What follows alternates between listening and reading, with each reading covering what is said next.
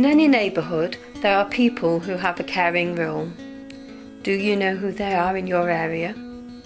They come from all walks of life, different age groups, male and female.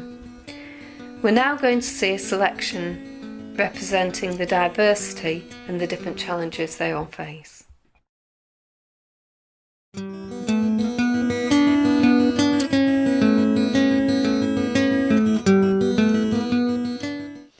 What are your day-to-day responsibilities as a carer? Well, I tend to look after my mum by going shopping, looking after my little brother, sometimes having to help her move heavy stuff because she can't do it herself. How has your caring role impacted on your education? Well, school's very stressful, to be honest. I have to look after my mum, but I also have to do homework, and my mum has a go at me because I'm not helping her, but I've got homework to do, and she's like, oh, you have to balance it, it's not that easy. So yeah, it has had an impact, but I think I can get through it. How has your caring role impacted on your social and your personal life? Well, I don't have that much time to myself anymore. I have to spend more time looking after my mum. But apart from that, it's been all right because there's a lot. My mum's quite independent as well, so she lets me just relax myself if I can. But apart from that, yeah, it's quite good. And can you give an example of something positive that's helped you? The local support group Chill, which is just a young carers help group, is really good because it gives you loads of time to just break and relax with other young carers, and you can make really good friendships from them. So yeah, that's another.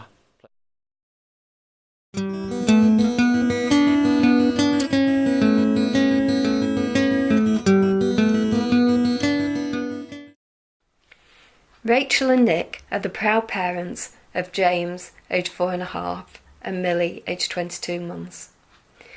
Millie enjoys everything an average toddler enjoys. She's walking, very nosy.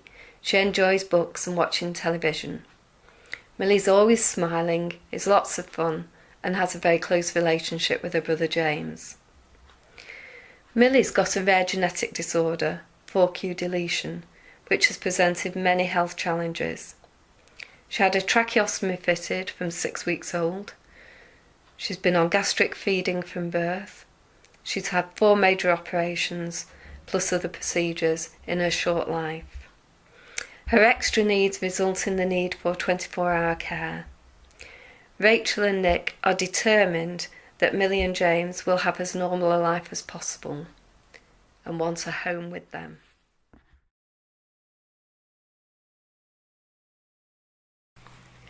Things that many of us take for granted, such as a quick nip to the shops or a family day out on a nice day, require a huge amount of planning for Rachel and Nick.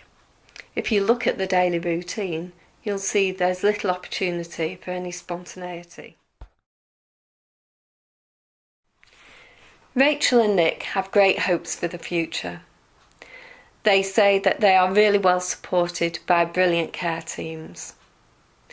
One thing they would like is to have more flexibility in the booking of routine appointments, and particularly the booking of elective admissions when Millie has to go to the specialist centre.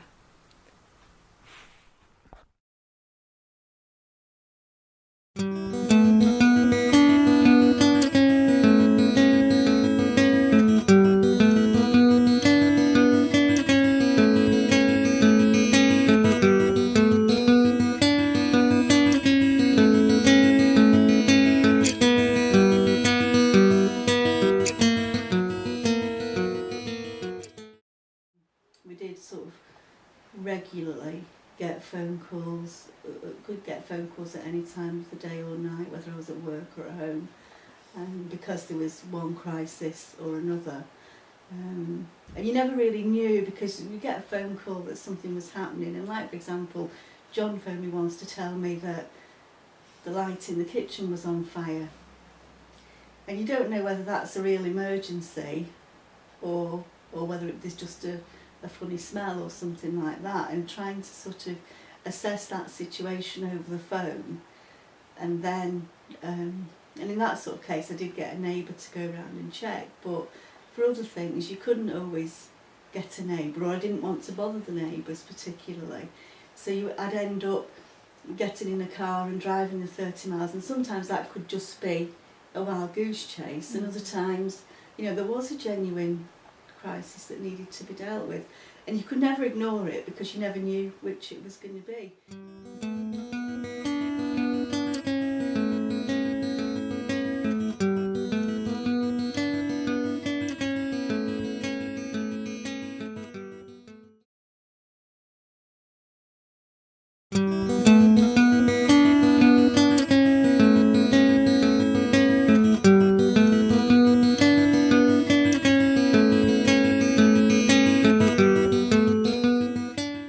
As a carer, because I had so much to deal with, I was dealing with Ben's multiple conditions, family, working. I got very little support because I wasn't able to access any of the services. The services tended to be within the day, office hours. So at the point I had time to say, excuse me, I'm tired, I'm emotional, I got ratty. There wasn't really anybody available. It did impact on me emotionally. I was suffering from depression, and I didn't have time to access the services that may have been available.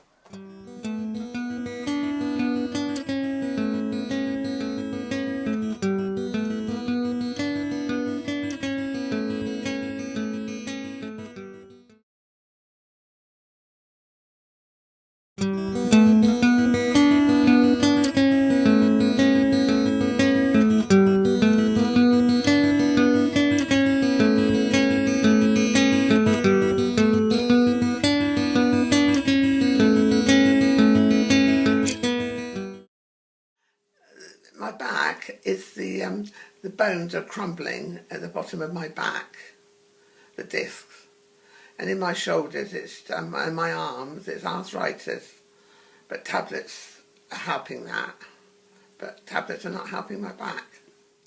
Well, I'm caring for Bert, who's my husband for 56 years now.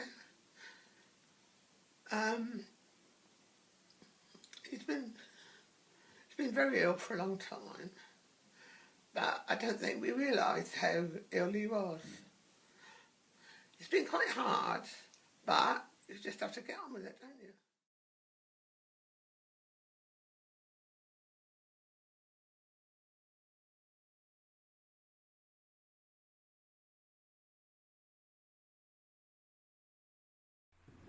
Some people don't identify themselves as a carer, struggling on a day-to-day basis in trying to cope with their responsibilities.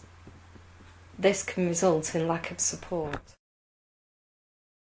Carers need to have their individual needs assessed to help them manage their own health and also the care of the person or the people who they are caring for. And finally, there are some great examples of support being provided when needs are identified and systems are put in place to help the needs of the carer.